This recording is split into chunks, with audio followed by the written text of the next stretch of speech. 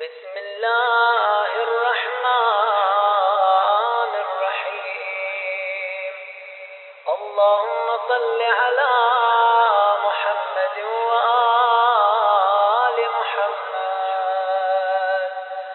اللهم افتح لي فيه أبواب فضلك، وانزل علي فيه بركاتك، ووفقني فيه لموجبات مرضاتك، واسكنني فيه بحبوحات جناتك،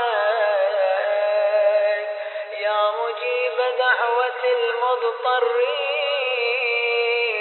وصل اللهم على محمد